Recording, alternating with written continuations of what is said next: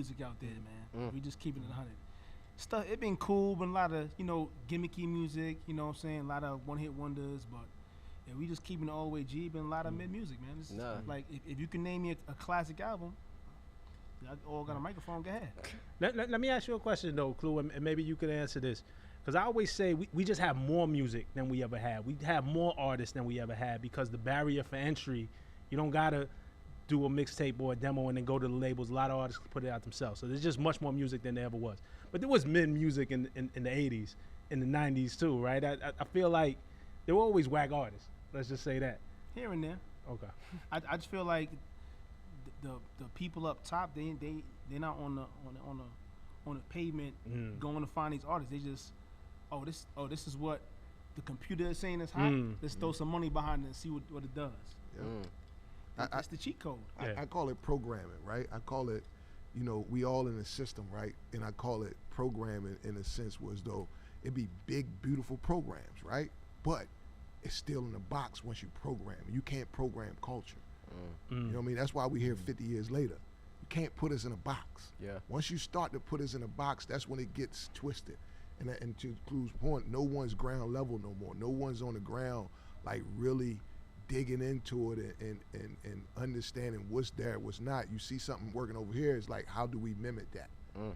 How do we mimic that? And everybody falls in that system because that's what the program is telling you to do. Yeah, also to piggyback off of Clue, I think that we just live in like a jingle era where like music theory is just no longer a thing. Like you're not getting hook, verse, hook, bridge, hook again. You're getting, a melody, a jingle that catches on, and people put money behind that, and etc. So, I agree. We're getting artists signed off of, this is hot on TikTok. Yes.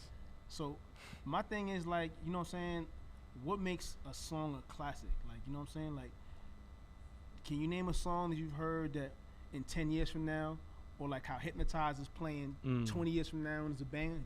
Can you name a song that's gonna be like that 20 years from now? I can. It's gonna take you time. Take your time. But only one. What's the one? Yeah, what's the song? It's Crew by Brent Fires and Gold Link. I think that's gonna. That's a couple years ago. That's more than 5 years ago at this point. All right.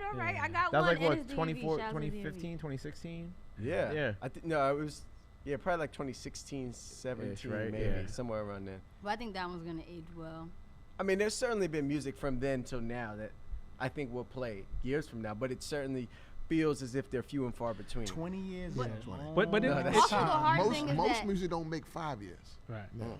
But I'd say like, there's just so many streams of where you can listen to music and like where it lives. Whereas like Biggie Hypnotized, everybody was listening from the radio or from the club. Now it's like you're listening to things on TikTok, you're listening to things on YouTube, you're listening. So it's like it's hard for it to have the same impact. Also, I feel like there's a lot of subgenres in hip hop now. Yeah. So it's like if you dig even deeper, like you look at there's like Chicago drill, New York drill, and then you go even deeper than that, and then there's like the opium type of music, which is like Playboy Cardi and Ken Carson and Destroy Lonely, and then you go even deeper than that, and there's other new melodic types of sounds that don't have exact names yet, but they're categorized as hip hop. So like Nyla said, there's a lot of ways that music is being streamed and a lot of places that it's coming from, and I just think hip hop is just continuing to diversify and branch out even more and more and more, which is also kind of why it feels like overwhelming and why we feel like maybe some records may not last that long. But I think it's also just being divided into groups. So what we might not listen to 10 years from now, this group of people over here might listen to 10 years from now. But it also boils down to everybody listens to hip hop now, right? Like, and what we look, what Clue was saying, they look at the TikTok numbers or they look at the streaming numbers and they're sky high, right? But you don't know who's clicking that button. They might not be from the culture. It's like so many people who are not part of us have a say so now. Like I just might like this one song, but I don't really fuck with hip hop like that. Or I like this one song just to laugh at it. You know what I'm saying? Like the Island Boys, right? You remember that Island Boys shit? And everybody ran that up. They was like, oh, how many deals did they get offered? I'm sure.